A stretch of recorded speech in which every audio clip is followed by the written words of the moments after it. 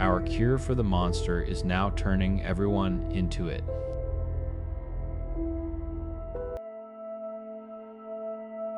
I still have the recordings. The ones Anya and I took before they threw a wall around that town and pretended it never existed. For 9 months, that's all anyone did. Talk. The news called it the Rat, a name so simple it was almost insulting. They ran endless B-roll of grainy helicopter footage, of a gray twitching shape moving between derelict buildings. Experts in lab coats who had never smelled ozone-laced air or seen what radiation does to bone argued on cable news.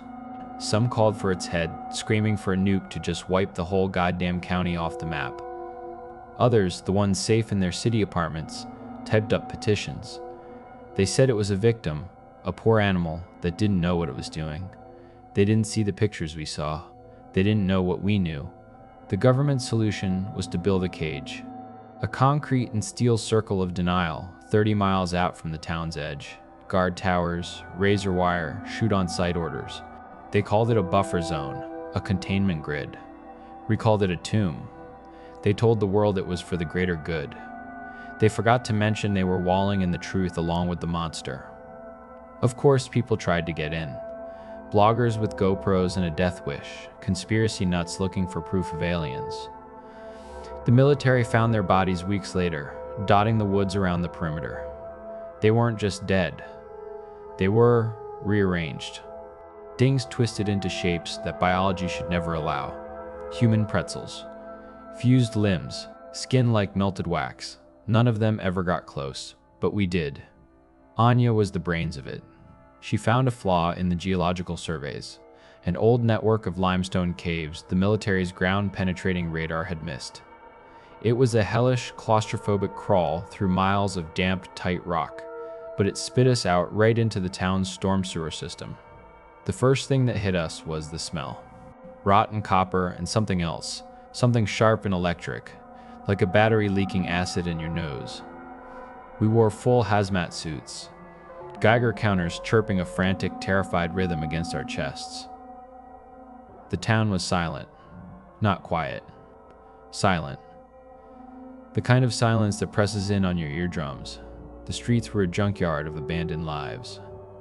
Cars with doors hanging open, looted stores, and the bodies. God, the bodies. They were the ones who hadn't been evacuated in time. The ones the news called at risk. They weren't torn apart, they were blooming. Fleshy fungal growths sprouted from their mouths and eye sockets. Rib cages had burst open like obscene flowers. This wasn't a predator's hunting ground. This was a garden. We took pictures, readings. Everything was wrong. The radiation wasn't just high, it was fluctuating, pulsing with a slow, steady beat, like the town had a radioactive heart. We found its lair in the deepest part of the sewers, a place where all the pipes converged.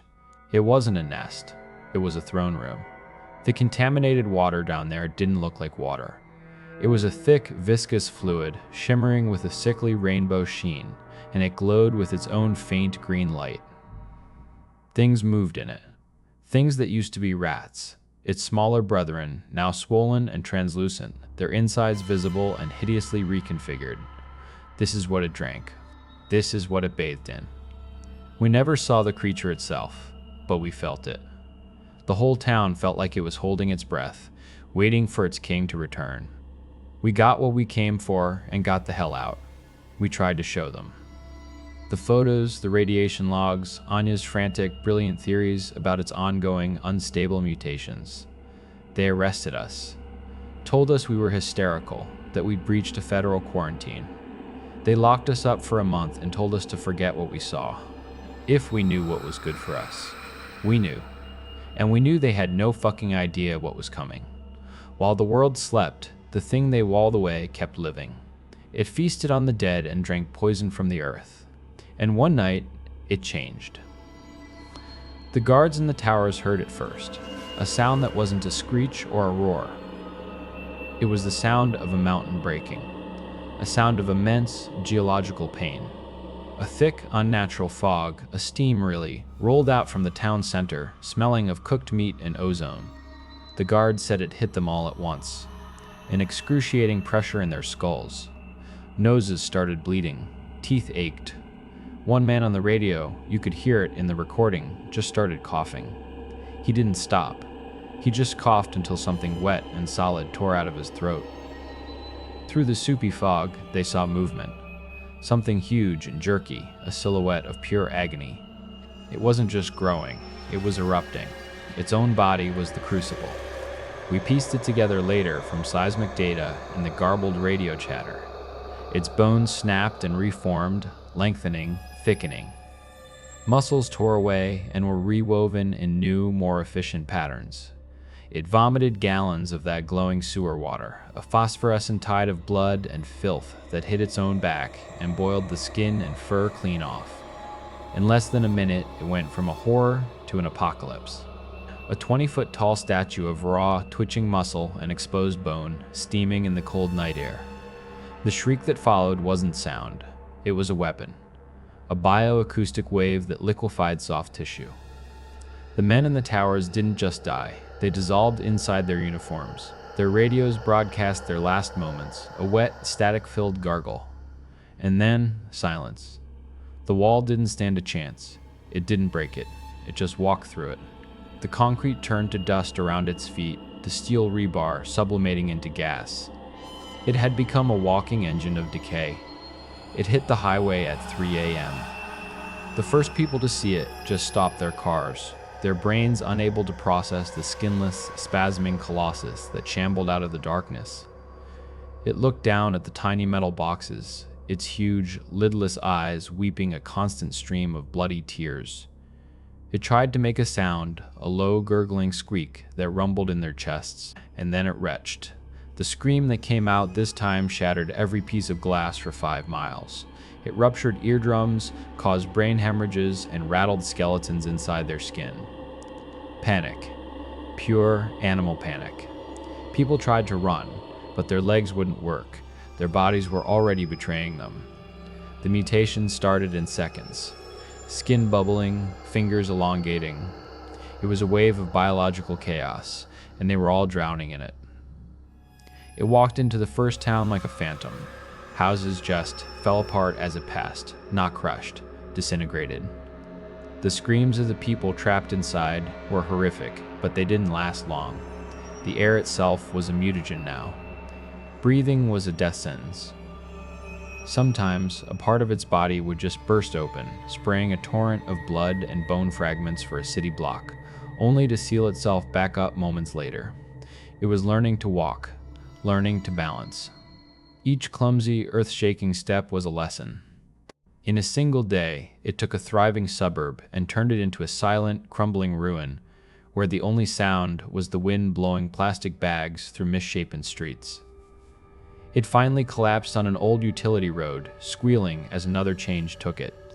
This one was even more violent. It consumed the wreckage around it, absorbing asphalt and steel. It swelled, not just growing, but densifying, reaching nearly 90 feet. The gray fur grew back, but it wasn't fur. It was a matted, tangled pelt, interwoven with shredded metal and wires. Its skull bulged, stretching its eyes wide. Its teeth grew into jagged shards of bone that sliced its own tongue to ribbons. It was in agony, constant, unending agony. And that's when it figured it out. Anya called it the causality loop, a thought so simple, so pure, it could only be born from that much pain. It looked at its own monstrous hands. It looked at the ruins of our world, and it made the connection. The ants. The little screaming things that scurried under its feet. They were the cause. It was the effect. It was no longer a mindless beast. It was a god of vengeance. The military threw everything they had at it. Fighter jets became metal confetti. Tanks were peeled open like sardine cans. They tried a tactical nuke. It just absorbed the radiation, its flesh glowing cherry red for an hour before it settled back to its grisly gray. There was a terrifying beauty to it, the raw, unfiltered power of a universe that had decided it fucking hated us. Humanity was losing, and we were the ones who gave them the answer. Anya and I, using the data we stole from our first trip inside, we figured it out. We found the original mutagen, the alpha sample from the lab that started all this. Anya's theory was a Hail Mary, not a cure, an overdose. A dose so pure, so concentrated, it would force the creature's cells to replicate past their breaking point, triggering a catastrophic, cascading failure. Fight fire with napalm. It was a suicide mission. They loaded a bunker buster with a payload of the pure stuff and sent in a single pilot, a volunteer. He flew the jet straight into the creature's gaping mouth. For a second, it worked. The thing stopped. It shuddered, a tremor that registered on seismographs across the planet. Its body began to glow, not red this time, but a brilliant, clean white. Cracks of light spread across its skin.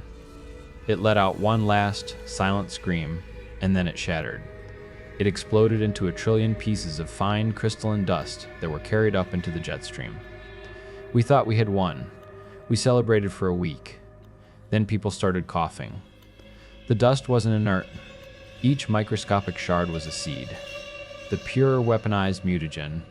It didn't turn people into copies of the rat. That would have been a mercy. It did something worse. It used our own DNA as a template and just built. It made something new from everyone it touched. A personalized apocalypse. I saw a man's skeleton tear its way out of his body and walk away, leaving a pile of steaming meat behind. I saw a little girl dissolve into a swarm of moths with her own screaming face on their wings. The rat was dead, but its pain lived on. It didn't want to kill us. It didn't want revenge. It just wanted to share the agony we had created. And now we are all part of the effect,